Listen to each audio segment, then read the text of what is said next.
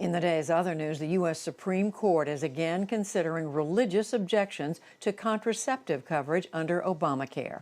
The justices today heard arguments on the Trump administration's attempt to let more employers opt out of coverage for religious or moral rationales. We'll get the details after the news summary. A black family in Georgia pressed today for authorities to act after the shooting death of their son. Ahmaud Arbery was killed after two white men, chased him. Now, video of the incident has emerged.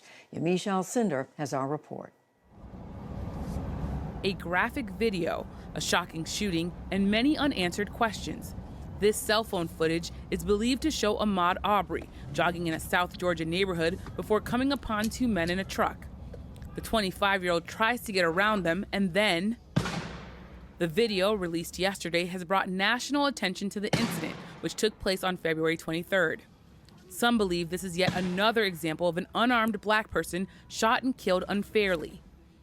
Charges were not initially brought against the two men, Gregory McMichael and his son Travis.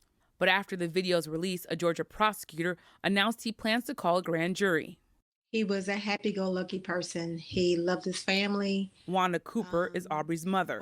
In an interview yesterday, she said the process has taken too long. A lot of time has passed, and I'm ready to get these people who are responsible, in jail. Gregory McMichael told police he thought Arbery looked like a suspect in a nearby burglary. He said he and his son followed Arbery and told him to stop. Then McMichael said Arbery, quote, began to violently attack them. McMichael had been an investigator in the district attorney's office and a police officer. And according to the New York Times, one of the original prosecutors on the case argued there was, quote, insufficient probable cause to arrest the two men. But he later requested to be removed from the case because his son worked in the prosecutor's office with Gregory McMichael. Today, the local president of the NAACP called for immediate action. So right now, we're calling for a law system that operates in integrity. And we believe that begins with the dismissal of the police chief that was in charge at the point of this incident. Meanwhile, Georgia courts remain closed until at least June 13th due to the COVID-19 outbreak. An attorney for Arbery's family tells NewsHour the grand jury process would likely begin sometime after courts open back up. For the PBS NewsHour, I'm Yamiche Alcindor. The Georgia Bureau of Investigation said today that it has now opened its own probe of the shooting. The U.S. Department of Education released final rules today with new protections for the accused in sexual assault cases on college campuses.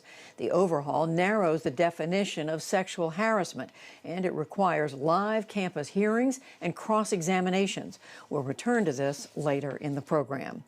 The Supreme Court of Israel has ruled that Prime Minister Benjamin Netanyahu may go ahead with forming a new coalition government. That is, despite the fact that he's facing trial on corruption charges. Netanyahu says that he is hoping to swear in the new government next week. There is word that the coronavirus pandemic is doing serious damage in North Korea. Lawmakers in South Korea were briefed today on new intelligence.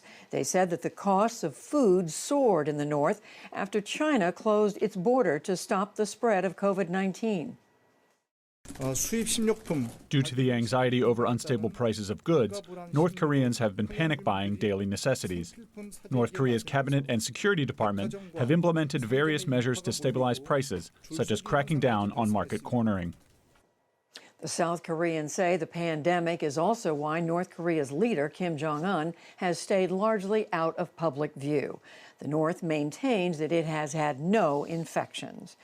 Today marks 75 years since Nazi Germany surrendered to the Allies in World War II. The news touched off mass celebrations in London in 1945 after Britain had endured nearly 6 years of fighting. The war in Europe formally ended the next day. Back in this country, President Trump has vetoed a congressional resolution that would bar him from using military force against Iran. In his veto message, he called it, quote, very insulting and harmful to the national defense. The resolution passed after Qasem Soleimani, who was a top Iranian commander, was killed in a U.S. airstrike.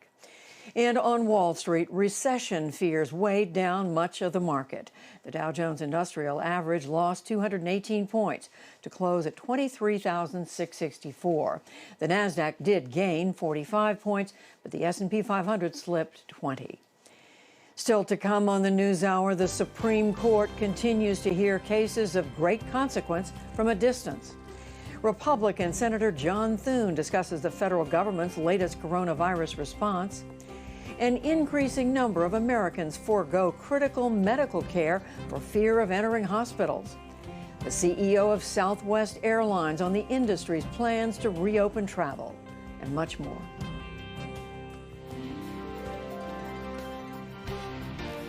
This is the PBS NewsHour from WETA Studios in Washington and in the West from the Walter Cronkite School of Journalism at Arizona State University.